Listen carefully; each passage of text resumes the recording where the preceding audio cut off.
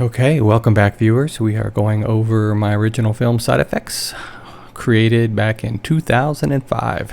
Went straight to Blockbuster. It was the first film I ever made, shot on a mini DV camera, and let's get into it. Okay, so if you're one of the 8 people who's been following this series along, then you know that this film was shot in an old farmhouse that was on the property of one of the producers' family farms. Kind of a creepy story about the house is that the producer's grandfather had died of a heart attack at that house on the front porch. And his grandmother left the house on her way to the hospital, and then since he passed away, she never returned, and nobody ever went back into the house. So it just sat out there since the 70s, slowly decaying. Everything left exactly the way it was the day that his great-grandfather passed away. So clearly it gave us the ultimate backdrop for a horror movie. We didn't have to do a lot of set dressing. It was pretty much creepy right out of the gate. Okay, so the farm also had a barn, a more modern barn, and in that barn we built a little set for this room. This also doubled as the bedroom. It was like 3 walls that we put up and painted, and then would just move furniture in and out so that we could shoot it. There was no ceiling and no floor. Now this movie was shot with 3 main lights, 3 300-watt lights, Fresnel lights, and a fluorescent tube from Home Depot, and like 5 scoop lights from Home Depot. Oh yeah, and we also had the China ball. The China ball is probably the best film light ever invented, and I'm surprised it doesn't get a lot more play these days. You don't see it being talked about very much on the internet. Again, this was an exposition scene, a lot of exposition in this movie. That sets us up to go meet with the weird person who's been watching them this whole time. Now you can see to the right and the left, those are the 2 300-watt lights.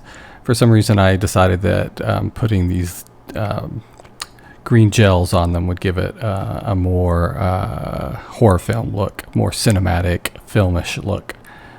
So that's why there's kind of a weird green tint to everything. So we shot this at White Rock Lake in Dallas, Texas. It was like 3 in the morning. The police came by, just said, "You guys are crazy for being out here this late," but didn't make us leave.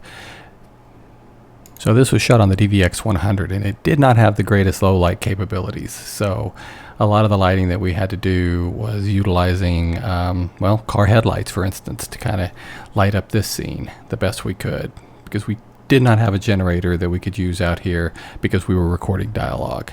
So the light you're seeing there on the end of the dock is just a single light bulb that we ran an extension cord all the way to the car where we had a AC converter so that we could run power. The problem was it was limited to 300 watts, so we could either run a couple of light bulbs or one of our Fresnel lights, and that was about it. Okay, so here's the creepy old guy giving her all the exposition as to this drug, its background, and why they should not use it. As you can see, we just had the one single bare light bulb in front of him, and then another little bulb behind him with, again, the green tint. These people today with their million ISO cameras, they have no idea how easy they have it compared to the way it was. Although one advantage of having the really low ISO was it kind of makes it very claustrophobic. You don't see a lot of outside light.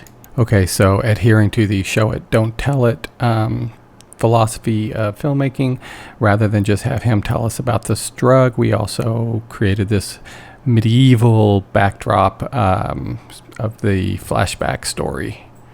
To do this, it was a little bit challenging, but again, utilizing friends who had access to a ranch and to horses with some old ruins on it. Obviously not medieval ruins, but just like early Texas ruins. We utilized that. Then we went to a theatrical costume rental shop, and that's where we rented all these costumes. I think it cost us like $100 to get everything for a day. Not the best costumes in the world, but it is what it is. And peasant costume there. The male is really terrible, but I thought this character costume came out really well. And that cross that he's carrying is just a cross we bought at I think like Hobby Lobby, and stuck it on a pole. I think it was a flag pole or a curtain rod.